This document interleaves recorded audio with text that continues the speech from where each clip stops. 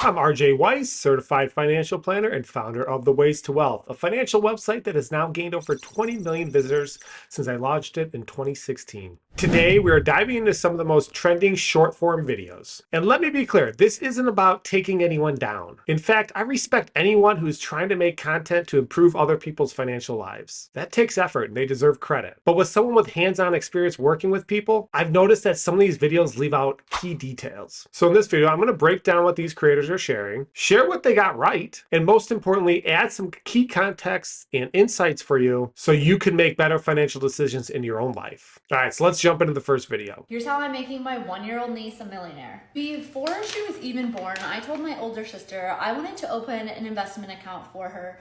And instead of buying toys and other material items, I put money in that account on birthdays, Christmas, and other celebratory moments. I also figured this would be a perfect way and tool to teach her about money as she grows older. After telling the rest of my family about it, word spread and others were on board as well. Today, my niece turns 1 year old and she has $2,300 in her UTMA brokerage account. So these Make Your Kid a Millionaire videos are really popular right now. And what I love about them is they really show the power of compound interest. So if you start like really young, the power of compounding is pretty incredible, as you can see. And that's such an important lesson for anyone to understand, no matter their age. But there's one thing that these videos don't mention. Once you put money into an UTMA, it's technically theirs. It's gifted to them. And you can't just take it back easily if you need it later. That's why if you're going to go with a strategy like this, you need to make sure your bases are covered first. So have that fully funded emergency fund and be on track for your own retirement. Overall, UTMAs are a great tool, but they're not that flexible. Just make sure they're just part of a larger strategy that you have, which includes having your bases covered. All right, let's move on to video number 2. If I were starting over in my 20s with no money or assets, here are the top 3 things I would do to get started in investing. Number 1, I would open a TD Ameritrade or an E-Trade account and immediately start putting in $25 to $100 a month and invest in index funds. I like VOO, VGT, and SLYV. Number 2, I would open a Fundrise account so I could start investing in real estate immediately. You can start with as little as $10 and I would add to this account immediately. This is a great place to get into real estate with very little money. And number 3, and this one is great, I would open an Acorns account.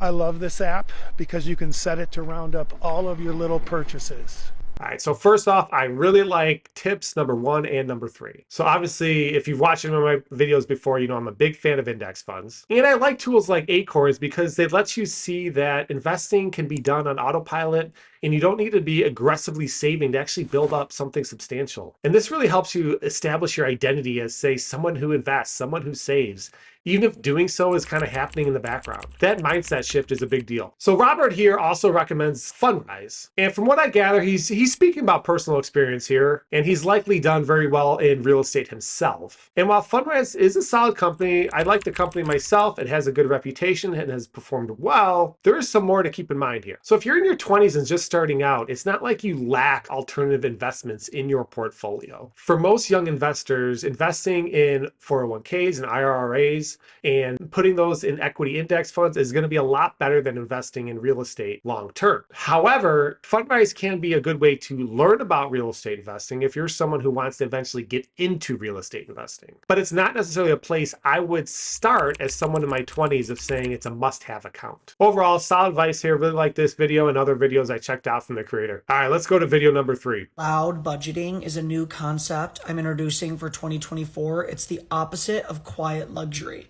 But if you know any rich people, you know that they hate spending money. So it's almost more chic, more stylish, more of a flex. Cloud budgeting has the same feeling as sneaking candy into a movie theater. You feel like you got away with something. You feel like you're on an adventure. You feel like you're coming out of the situation winning.